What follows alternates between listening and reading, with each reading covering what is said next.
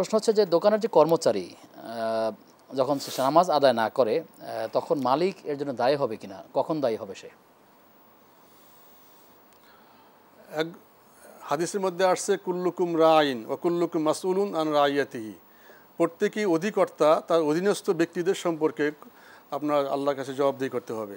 এখন একজন মালিক পক্ষ, তার উচিত হলো তার অধীনস্থ যে সমস্ত কর্মচারী আছে, কর্মকর্তা আছে, তারা সঠিকভাবে তারা নামাজ পড়তে পারে তার সুব্যবস্থা করা। এটা তার দায়িত্ব, কর্তব্য, এবং প্রয়োজনে তাদেরকে সে নির্দেশ দেবে তোমরা নামাজ পড়ো। কিন্তু যদি কেউ নামাজ পড়তে না চায় তাহলে তার জন্য তাকে উপর চাপ সৃষ্টি করা যাবে না, তার চাকরি না, তার বেতন বন্ধ করা যাবে না। কিন্তু একজন যদি নামাজ পড়তে চায় তাকে নামাজ পড়ার সুযোগ দেওয়া উচিত। যদি সে সুযোগ না দেয় তাহলে সে মালিক গুনাহগার হবে। একজন কর্মচারী তার চাকরি পরিবর্তন করবে, যদি প্রয়োজন মনে করে যে যেখানে থাকলে নামাজ পড়া যায় না, জি জি জি, তাহলে তিনি তো চাকরিও তো পরিবর্তন করবেন। জি জি, কিন্তু যদি নামাজ তাকে পড়তে দেওয়া না হয়, বাধা সৃষ্টি করা হয়, তাহলে তাকে গুনাহগার হবে। আর বাধা সৃষ্টি না করে নামাজের ব্যবস্থা করে যায় তাহলে আর কোনো সমস্যা নেই ইনশাআল্লাহ।